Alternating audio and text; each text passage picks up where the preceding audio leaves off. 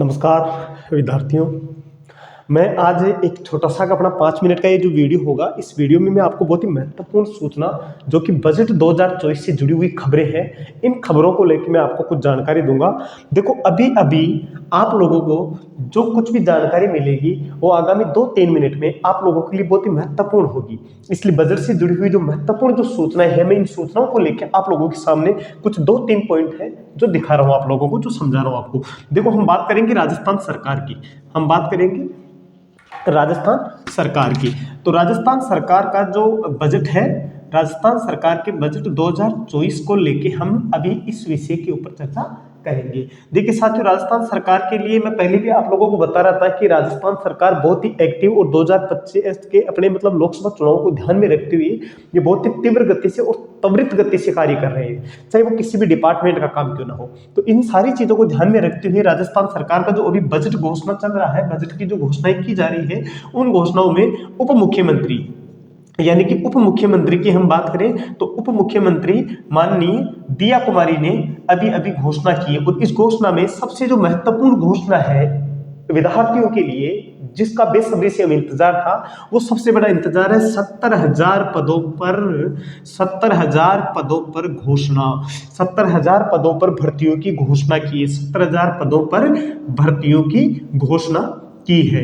अब देखो, इसमें एक चीज ये आती है कि सर ये भर्तियां कौन कौन सी डिपार्टमेंट में होगी। तो देखो, इसमें विभागों का किसी भी प्रकार से इन्होंने कोई जिक्र नहीं किया है, यानी कि 70,000 पदों के ऊपर भर्तियों की घोषणा अभी की ताजा न्यूज है, ताजा अपडेट है।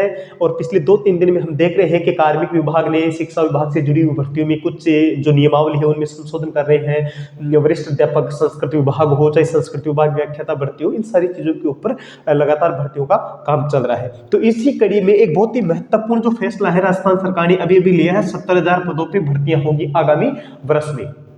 तो आप लोग निश्चिंत रहिएगा, ये जो भर्तियां होगी इनमें शिक्षा विभाग की बात नहीं करूंगा मैं, जितने भी सभी अलग अलग विभागों में शिक्षा विभाग के अलावा यानी कि सभी विभागों में भर्ती होगी। लेकिन ये अनुमान और कयास लगाए जा रहे हैं कि सीधी सीधी इन भर्तियों में से मान के चलना कि शिक्षा विभाग में सबसे बड़ा जो इसका योगदान रहेगा वो रहेगा शिक्षा विभाग का, क्योंकि शिक्षा विभाग के अभी जो 100 दिन की कार्य योजना की जो प्लानिंग चल रही है, उस प्लानिंग के तहत शिक्षा विभाग में हम कल ही मैंने एक वीडियो डाला था, उसमें देखा था कि 1.24 लाख पद सरकारी स्कूलों में खाली चल रहे हैं। तो आप मान के चलना कि लगभग 70,000 में से 50,000 प्लस तो इसके ऊपर भर्तियां होगी ही होगी, यानी चाहे व्याख्याता भर्ती की हो, चाहे वरिष्ठ अध्यापक भर्ती की बात करूं मैं, चाहे कंप्यूटर अनुदेशक की बात करूं, चाहे रीट यानी L1 और L2 की बात करूं, भर्तियां डेफिनेटली आएगी। तो साथियों, आप लोग आपकी तैयारी को पूर्ण रूप से जारी रखो और इन सारी चीजों को ध्यान में रखते हुए लोग जो है लोगों के संशयों को खत्म कर दो। आपको केवल और बजट से 2024 से जुड़ी हुई जो महत्वपूर्ण खबरें थी वो खबरें ये है, बाकी और भी बहुत सारी खबरें, पर शिक्षा विभाग से जुड़ी हुई एक जो महत्वपूर्ण खबर है वो ये है कि अभी अभी दिया कुमारी जी ने कहा था कि चाहे आरपीएससी हो, चाहे आरपीएससी हो या अधीनस्थ बोर्ड हो, चाहे आरपीएससी या अधीनस्थ बोर्ड, दोनों को लेकर उन्होंने अपने इस बजट भाषण के दौरान एक जिक्र किया था। और वो जिक्र ये था कि इन दोनों ही प्रकार के जो संस्थानिक अंग हैं जो भर्ती परीक्षाओं का आयोजन करते हैं, इनके लिए इन्होंने एक बात ये कही है कि वार्षिक कैलेंडर जारी किया जाएगा। वार्षिक कैलेंडर ये क्या करेंगे, भर्ती परीक्षाओं का जारी करेंगे, ताकि भर्तियां सुनिश्चित हो सके। और विद्यार्थियों के मन में आगामी भर्तियों को लेकर जो संशय है, बेरोजगारों को लेकर, ये सारी चीज इन्होंने इसमें साफ साफ स्पष्ट कहा है। तो साथियों, बजट 2024 आगामी जो साल होगा वो विद्यार्थियों के लिए बहुत महत्वपूर्ण होगा और लोकसभा चुनाव को ध्यान में रखते हुए ये सभी प्रकार की सूचनाएं आप लोगों के लिए मैं बारी बारी से जारी करता रहूंगा। तो धन्यवाद साथियों। बजट में और भी बहुत सारी चीजें थी पर हम उन पे थोड़ी बात नहीं करेंगे, जैसे पेंशन थी, 1150 रुपए पेंशन कर दी गई है, ठीक है।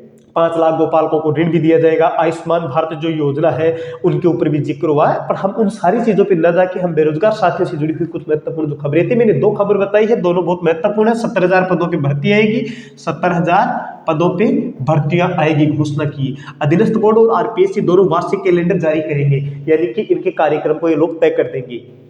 कार्मिक विभाग ने अधिसूचना जारी की थी, एक जो नियम है राजस्थान शिक्षा सेवा के जो नियम है उनमें भी उन्होंने संशोधन कर दिया है, तो भर्तियां डेफिनेटली आने वाली है। तो सभी विद्यार्थी अपने अपने के जो व्याख्याता में लगा हुआ है, वरिष्ठ अध्यापक में है या L1 L2 की तैयारी कर रहा है, वो अपने अपने जो तैयारी का जो वे है उसको लगातार बरकरार रखो और बहुत ही अच्छे तरीके से तैयारी करो। बजट से जुड़ी हुई और भी कोई महत्वपूर्ण सूचना होगी तो उसके लिए मैं आप लोगों के लिए और अलग से वीडियो ले आऊंगा, पर अभी तक के लिए केवल इतना ही। बस तैयारी करो, मस्त रहो, लोगों के इधर उधर के भटकाव में मत आना। जय हिंद।